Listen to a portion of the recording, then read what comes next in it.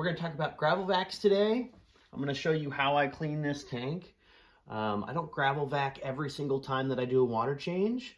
And when I do a water change, I don't want to do a big one. I usually do more water changes, but small ones. What really determines when you need to do water changes if your nitrates are high. All my plants are keeping the nitrates low. So my water changes are more about keeping my cories happy. They keep spawning when there's fresh water. And I also fertilize, and it's just part of the system that I have with my tank. But really, it's the nitrates where like, oh, if this is high, we need to do a water change. When I do a water change, I only do probably like 15 to 20%. And I do that just based on where it is on the tank. I just base it like that. I try not to do more than 30% unless there's an emergency, and then you gotta do what you gotta do and get it detoxified and then filled it up. The reason I don't do large water changes is the more you take out, the more of the good bacteria you're taking out, especially when you're gravel vacuuming. And with gravel vacuuming, you can get kind of focused on the gravel and you forget how much water you're taking out, and it'll just keep siphoning, and pretty soon you've taken way too much water out of your tank. Now, in some planted tanks, people might not gravel vac at all. I still gravel vac in all of my planted tanks. A lot of organic waste just gets really packed up in the gravel, and some of that can be really good for the plants, but it can also become a problem if it ever gets like released into the tank a bit. You get just like buildups of certain phosphates and ammonium. I also have a lot of animals in this tank. Right now, actually a lot of Corydoras. They've just been breeding so much, and I haven't done anything to remove them recently. Something you want to watch for when you're also bringing the water level down is where your heater is. If the water level is going to go down beyond where the heater is, turn off that heater and give it some time to cool down. So we're going to take this gravel vac and stick it into the tank and just fill it with water. Then we can just lift it up, and basically there's two ways I can do this. One, I can try to get the air bubbles to just go up my gravel vac until that hose is full of water, which it now is. Or I could release the hose for just a moment and then stop it before the water is completely gone, and then fill again. At this point, I could even do that one more time if I'm nervous about it not being full. We definitely know at this point that from my right hand to my left hand, there are no air bubbles in this hose. It is all just water. So if I actually put this gravel vac into my tank with no air in it, and I let go of the hose, water is now siphoning from my tank down into the bucket. So I'm going to put this gravel vac into the gravel while I release the flow. I'm going to see a whole bunch of stuff come up. I'm going to pinch it off again. Look at all that suspended in the tube. The gravel fell back down to the tank. Now I can clear this tube right now by just releasing that flow again. But what I'm going to do is I'm just going to move to the next spot, and I'm going to just do it all over again. Pull up some gravel. You can see detritus caught suspended in the tube, but not flowing all over the tank. I can release that again if I wanted to clear it, but really, once you get going, I don't have to necessarily do that. I can just move to the next section and move to the next section and just keep letting the gravel drop, but keep everything else suspended in the tube. My tank has quite a bit of substrate, and it's a mix of different aqua soils and gravels and things, some of which actually naturally degrade for the plants. So I'm not going to be cleaning this until it's not coming up with detritus or particulates or anything. I'm just going to be going in certain key spots that I know accumulate a lot of poop. Just certain spots that I want to look nice. Over by my filter, things get pulled over by there. And I'll just be going until I see that the water level has gone down to the amount that I'm happy with, and then I'll stop there. In a tank that doesn't have any plants, you can absolutely go until the gravel is clean. You just gotta be careful about your water level. That's why we're gonna be pinching off the hose on one side. You can either pinch it like this, or depending on the size of your tank and setup and how far your arms reach, you could actually be just holding off the end and connecting it like that. So as you're going, you're gonna be holding the hose in some way to control that flow. You then move to the next spot, open up the flow again, pulling more particulate from the gravel while the particulate that was suspended in the tube goes down into your bucket. Now, once you're done and you're ready to stop, you don't want to just pull this out and let all this go flying into your tank. What you want to do is use either the space available to you if you have a larger tank where you can go like this so that you didn't lose anything. Or, remember, this is a siphon. You can have your siphon going, you can use your hand, you can stop the siphon, and it will suction. And then you can empty that. Just ladling water into your betta tank is totally a great way to go, nice and gentle. But once you get a bigger tank, pouring out that bucket into the tank pretty much just churns up all the substrate, kicks everything up, and if you've got a scaped tank, it can really mess things up. So there's a few ways to get around that.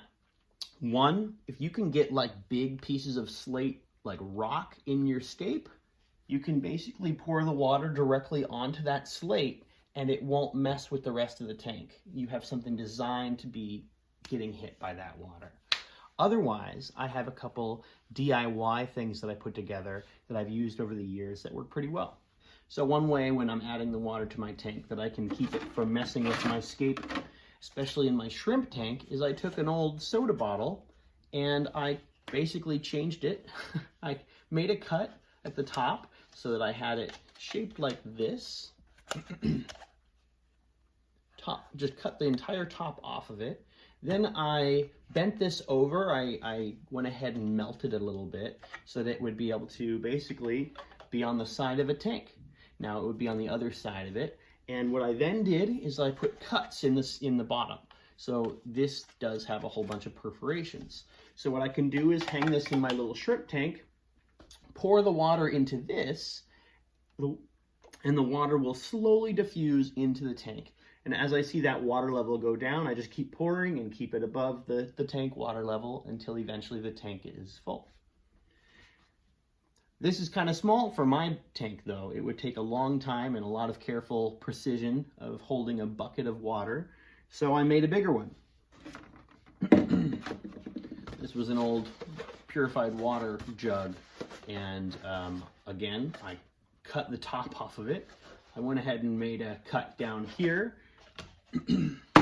This way I could, this is pretty old now at this point, I've had this a long time, but I can hang it in my tank. It's got a whole bunch of slits and cuts on the bottom here, and basically I just fill it up, fill the water level up above the level of the tank, and it will diffuse into the tank. Now, since I've added the slate down here, I don't actually use this as often, but I'll go ahead and show you how it works. If you leave a bucket of water out just sitting overnight or for like a day, the chlorine will actually evaporate and you don't necessarily need to get a product involved. However, chloramine doesn't necessarily evaporate, and just your safest and easiest bet is to just get a dechlorinator, some kind of water conditioner that will neutralize chlorines and chloramines. So that's what I've got right here. Now next to it I have a alkaline buffer. This helps raise my pH. Here in Washington State, our water is very soft, so we usually have to do things like adding crushed coral into our filter or our gravel, or adding something like this that will help buffer our water to get the pH up to 7. In most of the US, the water is hard, and you actually have to do the opposite and soften your water by adding botanicals, driftwood, or something like this, but a water softener. And whether you need to do that every water change, I don't have to use this every water change. It kind of depends on the chemistry of your water and the type of critters you're keeping. Some fish actually do like really high pH, but most of your community fish and animals are going to be happy closer to 7. You can also use this as an opportunity to fertilize your tank if you're keeping plants. When I do a water change, I usually am adding fertilizer as well. The amount of fertilizer I use really depends on the type of plants I'm keeping, how fast they're pulling the nitrates out of the water. If I have, I have a bunch of pothos that I have in my shrimp tank. If I have those hanging on the top of the tank where the roots are in the water, then that tank is going to be really pulling, really using a lot of fertilizer, a lot of nutrition. This tank does have a bunch of red root floaters in it and some salvinia.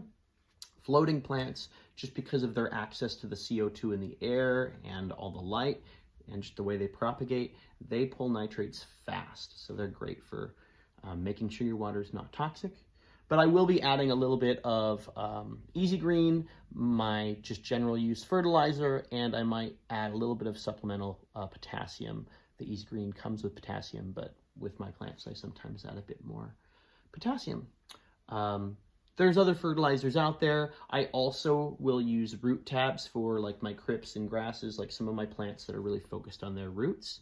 But just general nutrition in the water column, I'm typically aiming for nitrates around 20 to 25.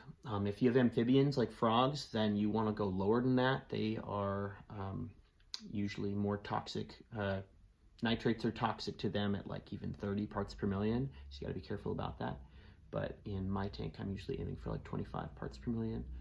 So I do that test, and I can see where it's typically falling after about a week or so, and then I can adjust that next week on how much I fertilize. All right, we are ready to add water back to the tank. Now, the only thing we need to make sure is that the temperature of the water is as close to matching the tank as possible. A lot of the fish and shrimp are not going to like a sudden temperature swing. So we just want to try and do our best to get it as close as we can. And we're just going to carefully pour this in, fill up this receptacle here, and then once that water level is above the level of my tank, I'll just start slowing down a bit more. And I just want to keep it going so it's not kicking up all of my gravel.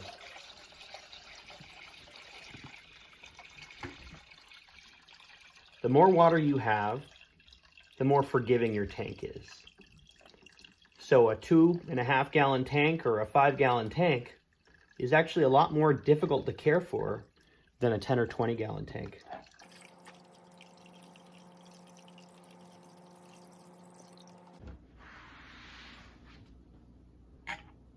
Just gonna remove the receptacle, my diffuser. Make sure my heater is turned on. Make sure my filter is turned on. Well, I'm really happy with how the tank's looking. Looks like the cories are really happy too. They love fresh water. They did just spawn this morning, so I have a whole bunch of eggs on the back of my glass, and on the sword leaves, like the Amazon sword plants I have back there, the leaves are covered in eggs. But fresh water does make them want to spawn again, and with that in mind, I'm gonna go ahead and feed them some tubifex worms. Something that's fatty and high in protein so that these females right here can keep producing eggs and everyone can be happy and healthy and doing well. To be honest, most of my tank loves these worms, not just the Corydoras, so it's gonna be a good treat for everybody. But hey, now we can start a siphon without using our mouth, and we can gravel back our tank to make sure it doesn't accumulate too much nasty stuff. Thanks so much for watching. We're gonna give these guys some worms.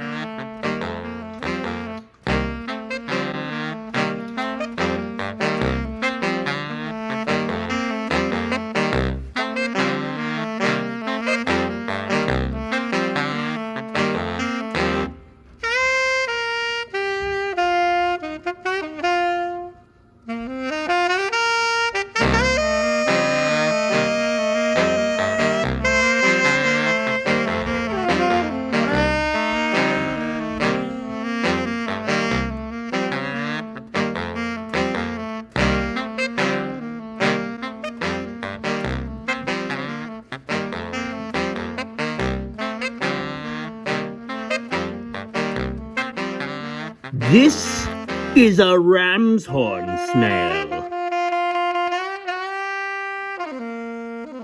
Thank you for your attention to this matter.